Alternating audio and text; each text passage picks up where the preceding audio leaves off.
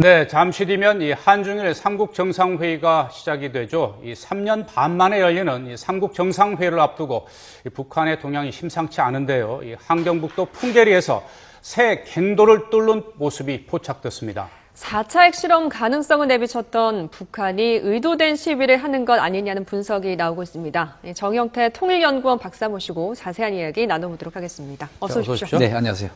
정 박사님, 이제 오후 2시에 이제 한중일 삼국 정상회의가 열리는데 북한이 조금 심상치 않은 좀 움직임을 보이고 있습니다. 이게 함경북도 길쭉은 풍계리가 과거에도 이게 핵실험을 했던 곳 아닙니까? 근데 또 이번에도 좀 뭔가 이상한 동향이 지금 파악되고 있죠? 네, 그렇죠. 이 풍계리 여기에서는 사실 1차, 2차, 3차 핵실험이 다 이루어졌다고 볼 수가 있죠. 네. 1차 경우에는 여러 가지 이제 땅굴 자체를 동쪽에 있는 것을 사용을 했다면은 1차면 2006년이죠. 그렇죠. 2006년. 그다음에 2009년, 2013년 2차, 3차가 있을 때는 서쪽 갱구를 활용을 했습니다. 네. 그런데 이번에 다시 이제 그 같은 갱구를 사용하지 않고 다른 또 갱구를 뚫고 있다는 그런 움직임이다. 이렇게 판단했을 때는 사실은 기존의 그 파키스탄이 했던 것과 마찬가지로 여러 그 갱구를 통해서 동시다발적으로 핵실험을 할 수 있는 어떤 그런 움직임으로도 볼 수가 사실 있기는 있습니다. 그럼에도 불구하고 지금 움직임 자체는 새로운 갱구를 뚫는다고 하는 그 자체가 분명하지는 않고 있습니다. 그래서 좀 더 우리가 기다려 봐야 되는데 어떻든 그런 풍계리에서 움직임이 있다고 하는 것은 4차 핵실험과도 전혀 연관이 없는 것은 아니지 않느냐 하는 생각은 들기도 합니다. 네, 그러니까 순수하게 북한이 4차 핵실험을 준비하기 위해서 새 갱도를 굴착하고 있는 것인지 아니면 국제사회의 압박이 계속되니까 거기에 대한 불만이나 압박이 아닐까 이런 분석도 나오고 있거든요. 이제 북한이 벌써 2013년 후반기부터 그다음에 또 2013년 작년에도요. 여러 차례의 그 움직임을 사실 보였습니다. 이 풍계리에서. 그래서 그때마다 우리 언론에서 지금 4차 핵실험이 하는 것이 아니냐 하는 이런 그 관심을 촉발시키는 그런 때도 사실 있었죠. 이번 경우도 보면은 북한이 이제 이 한중일 정상회담이라든가 여러 가지 소위 이제 이 중국의 관심 이런 것을 끌기 위해서 소위 이제 북한 핵의 개발해 나가는 이것의 위험성이라든가 또 위협 이런 것을 일단은 이제 보여주고 오히려 이제 중국으로 하여금 어떻게 해서든지 이것을 그 육자 회담이라든가 이런 협상 국면으로 끌고 오기 위한 하나의 그 방식으로서도 방안으로서도 이런 움직임을 보이는 것이 아니냐 이렇게 볼 수도 있습니다. 네. 어제 한중 정상회담이 있었지 않았습니까? 리커창 총리와 박근혜 대통령이 만나서 여기서도 북핵 문제와 관련해서 논의가 있었는데 아무래도 이제 중국이 보다 더 이런 북핵 문제에 대해서 어떤 조금 더 역할을 해주기를 우리 이제 박근혜 대통령이 부탁하지 않았겠습니까? 특히 지금 이 북중 관계로 미뤄봐서 앞으로 중국이 조금 더 이런 북핵 문제라든지 아니면 이런 육자회담 관련해서 행보를 좀 보일 가능성이 좀 있겠습니까? 예, 우리 물론 이게 이제 대중, 대미도 마찬가지고 이 통일 외교를 적극적으로 벌인 결과이기도 합니다. 지금 중국이 이제까지 한반도 비핵화 이 단어는 계속 쓰고 있습니다만은 한반도라고 하는 것은 북한이 주장하는 것과 마찬가지로 대한민국 내에도 핵이 있다. 소위 이제 주한미군의 핵이라고 얘기를 주로 하는데 그리고 자기들이 그러니까 동시에 이것을 다뤄야 된다는 그런 형태로 이제 사용해 오다가 점차적으로 대한민국 이쪽에는 핵이 없다는 것도 우리가 여러 가지 정보를 통해서 이것을 알리는 그런 측면도 있고 그렇기 때문에 서서히 중국 역시도 북한의 핵을 지속적으로 개발을 했을 때 동북아의 안정을 해친다는 것은 분명히 인식해 나가고 있는 것이 아니냐. 소위 이제 그렇기 때문에 북한의 이런 나쁜 행동에 대해서 한국과 그리고 또 중국이 함께 할 필요성이 있다 하는 이런 공감대를 형성해 나가고 있는 것이 아닌가 이렇게 판단이 됩니다. 네, 지난주에는 북한이 내년 5월 초에 7차 노동당 대회를 소집한다 이렇게 발표를 했습니다. 36년 만에 열리는 당대회라고 하는데 어떤 의미입니까?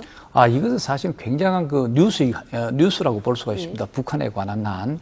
이제까지 김정일 국방위원장 시대에 있어서는 사실은 당 자체를 뭐 정책 결정을 한다든가, 실제인 정책 결정을 한다든가, 이런 기능을 거의 사장시켜 버렸습니다. 그렇기 때문에 형식상으로는 오히려 김정일의 그 직접적인 결정이라든가 명령, 이런 것을 뒷받침하기 위한 하나의 그 간접적 수단으로 활용이 됐다고 한다면은, 그렇기 때문에 1980년도 6차 당대회 이후에 당대회가 전혀 열리지 않았죠. 그렇다면 이게 30몇 년 만에 이게 당대회가 열린다고 하는 것은 김정은 시대 들어와서는 이제 본격적으로 당을 사회주의 체제의 어떤 근간으로 될 수 있는 이런 당을 정책 결정이라든가 이런 활동으로 좀 더 정상화시키는 그런 움직임이라고 볼 수도 사실 있습니다. 네. 자, 이 36년 만에 이 7차 노동당 대회가 그만큼 이제 의미가 있는 것이고 또 본격적인 이제 김정은 체제의 어떤 개막을 대내외에 과시하는 이제 무대가 될 것이다. 이렇게 말씀해 주셨는데 반년이나 이런 시점에서 이걸 이렇게 공식적으로 발표하는 것은 뭐 특별한 의미가 있는 겁니까? 또 이렇게 해야 되는 겁니까? 이제 기본적으로 사실 당을 활용을 한다, 또 정상화시키면서 이것을 또 이용을 한다고 하는 것은 김정은 체제의 어떤 면에서 사회주의 체제적인 어떤 정통성, 이런 것을 공고화시키기 위한 하나의 방편이다, 이래 볼 수가 사실 있죠. 자, 그렇다면은 이러한 당이 새로 이제 36년 만에 당대회가 열린다는 그 사실은 여러 가지 지금 해이해진 어떤 당 모습이라든가 또 이런 것을 또 김정은 중심의 새로운 어떤 당 조직이라든가 이런 것을 재정비할 필요가 사실 있는 거죠. 그래서 사전에 먼저 이것을 알려놓고 당을 정상화해서 사회주의 체제의 어떤 그런 방식으로 김정은 체제를 이끌어가겠다, 자기 체제를 스스로 이끌어가겠다 하고 하는 것을 사전에 과시하는 것이 아닌가 이래 볼 수가 있죠. 사실 6차 당대회 때는 김정일의 후계를 이제 공식화하지 않았겠습니까? 그렇죠. 이번에 이제 7차 당대회를 내년 5월에 하겠다는 건데 이 당대회를 잘 준비하기 위해서는 안정적인 대외 관계도 좀 필요할 것 같기도 하고요. 김정은 씨의 어떤 대외적 메시지를 어떻게 준비하고 있을지도 관심입니다. 이런 당대회라고 하는 것은 이제 내부적으로 이 권력 구조, 이런 것을 보다 더 정상화하겠다. 또 이것을 통해서 자기 권력 구조를 탄탄하게 만들겠다. 이런 게 하나가 있고, 그 다음에 이제 김정은 체제에 들어와서 또 상당히 달라진 것이 뭐냐면은, 사실 3차에 걸친 로켓 발사라든가, 그 다음에 핵실험이라든가, 이것을 기본으로 해서 북한은 거의들 핵미사일, 이런 개발에 나름대로 자기들이 원하는 목표 정도로 성공했다. 소형화, 다종화, 경량화, 이런 식으로 해놓고, 그래서 이러한 군사 강국이라고 하는 것을 어떤 의미에서 근거로 해서 이제부터는 경제 발전이다. 그렇기 때문에 이제 본격적으로 대외 관계 같은 것을 보다 더 실용적으로 강화해 나갈 그런 움직임을 사실 보이고 있는 거죠. 그렇다 보면은 이제는 김정은 체제 하에서는 대남 관계에 있어서나 특히 대중이라든가 대러 대미 관계에 있어서도 보다 더 좀 공세적인 외교 정책을 펴지 않겠느냐. 이렇게 본다면은 상당히 대외적인 의식도 상당히 신중한 측면이 있겠다는 생각이 듭니다. 네. 그리고 이제 지난달 10일이 이제 노동당 창당 이제 70주년이어서 그걸 전후로 해서 추가 로켓 미사일이라 추가 장거리 로켓 발사라든지 이런 거를 하지 않을까, 전략적인 도발을 하지 않을까.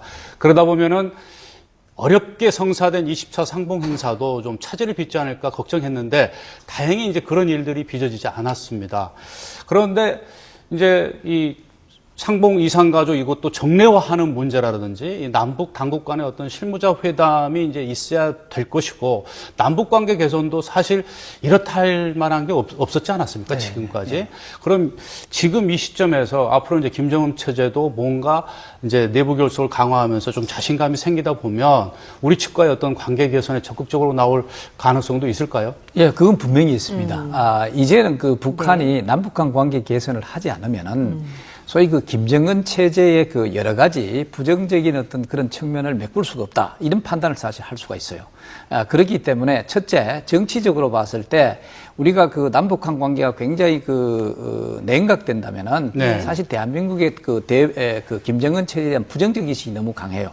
자, 그렇다면은 이게 김정은 체제에 대한 비난이라든가 이런 것이 사실은 그 점쟁하는 것을 그렇게 그 북한은 달가워하지 않을 겁니다. 자, 이렇게 위해서도 관계 개선이 필요하고 그 다음에 보다도 본격적으로 경제 발전이라든가 이런 것을 추진해 나간다면은 남북한의 그 경제 교류 협력 이것 없이는 이것을 해결할 방도가 사실 어렵다 이렇게 네. 볼 수가 있죠. 그렇다면은 남북한 관계 개선을 통해서 보다 더 본격적인 교류 협력이라든가 특히 그 남한으로부터의 경제적 지원 이런 것을 그 도출해 내려고 노력하지 않겠느냐 생각이 듭니다. 그런데 가장 그 걸림돌이 되는 게 우리 정부 또 북측에서 생각하는 게 있지 않습니까? 그렇죠. 또 요구하는 것도 있고요. 우리 정 박사님은 그걸 좀 구체적으로 짚으면 어떤 것들이 꼭 해결해야 될, 넘어서야 될 장애물이라고 보십니까? 뭐 가장 큰 것이 북한의 핵 문제지요. 북한의 핵 문제 자체는 북한 스스로도 여기에 대해서 그 진정성 있는 어떤 형태로 나오지 않는다면은 북한이 뭐 아무리 우리로부터 예. 본격적인 교류 협력 이런 것을 원한다 손 치더라도 그것은 일정한 수준의 제한성을 갈 수밖에 없는 겁니다. 자, 이것을 분명히 알아야 되고 그 다음에 이제 이 핵 문제 이외에도 사실은 여러 가지 그 군사적 도발이라든가 이런 데 대한 어떤 군사적 태세들 이런 것을 또 완화시키지 않는다면은 이것 역시도 남북한의 교류 협력을 넓히는 데 있어서도 문제가 있다 이렇게 볼 수가 사실 있죠.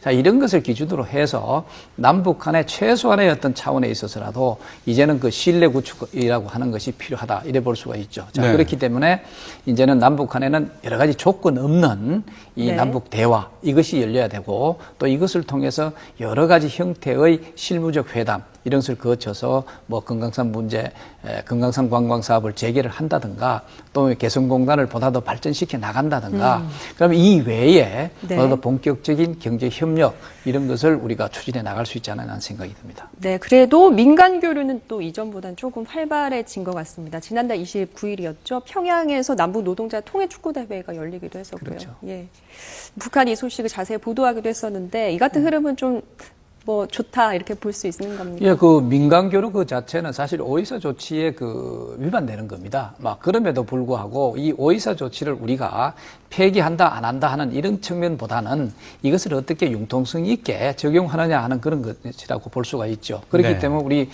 정부 차원에 있어서는 민간 차원의 어떤 그 교류라든가 이런 것은 가급적 좀 더 그 전향적으로 해 나간다 이런 것으로 이제 밝히고 있고 또 여기에 부응해가지고 북한 역시 이런 그 민간 교류에 대해서도 상당히 반기는 그런 측면이 사실 있습니다. 뭐 네. 이런 것을 기점으로 해서 앞으로 보다 더 발전된 남북한 관계 개선이라든가 이것을 위한 대화가 연이어 이루어지지 않겠느냐 하는 생각이 듭니다. 예. 네. 뭐 가장 모든 국민들이 이제 바라는 게 남북 관계 개선 또 이 뭔가 이 남북 간에 정말 이 평화 통일로 가기 위해서는 서로 이렇게 교류와 협력인데 네. 지금까지는 뭐 구체적인 진전이 없습니다. 남북 당국 간의 회담도 조금 달성 쉽다 싶으면 또 그냥 또 북측의 갑작스러운 어떤 뭐 이런 도발이라든지 이런 또 거친 발언 때문에 없어지고 말하는데 앞으로 남북 관계 가장 중요한 변수 무엇이라고 생각되시고요? 끝으로 중국 방문할 가능성이 있습니까? 김정은? 예, 근데 앞으로 남북한 관계 개선에 있어서 이걸 우리가 분명히 알 필요가 있는데 남북한의 대화가 이루어지고 그리고 여러 가지 교류 협력의 어떤 그런 활동이 활성화된다 손 치더라도 사실은 북한의 도발은 항상 기다리고 있다 이래 봐야 됩니다. 그러니까 도발과 교류라든가 이런 대화가 어떤 의미에서 병행적으로 가도록 만드는 것이 북한의 전술이라고 볼 수가 있죠. 그렇기 때문에 비록 그런 것이 있다 손 치더라도 앞으로는 그래도 남북한 관계 개선을 위한 움직임이 보다 더 활성화될 필요성만 잔뜩 갖고 있다 이런 측면이 사실 있고요. 그 다음에 그 김정은 입장에서는 그 중국을 그 정상 방문을 한다 하는 것은 지금 가장 그 필요성 속에서 있다고 볼 수가 있는데 이건 역시도 이제 김정은이 그 사실은 내년에 당 대회 이런 것을 기점으로 해서 일단 그 중국과의 당대당 사실은 사회주의 체제가 남아있는 게 거의 뭐 유일하다시피 중국과 이렇게 남아있는데 이런 당대당 차원에서 뭔가 교류를 하고 그 차원에서 김정은이가 소위 그 중국을 방문할 가능성 뭐 이런 것은 항상 열려 있다고 볼 수가 있죠. 네. 네, 앞으로의 남북관계 개선 어떻게 또 실마리가 풀려나갈지 지켜봐야겠습니다. 네, 지금까지 통일연구원의 정영태 박사였습니다. 고맙습니다. 네.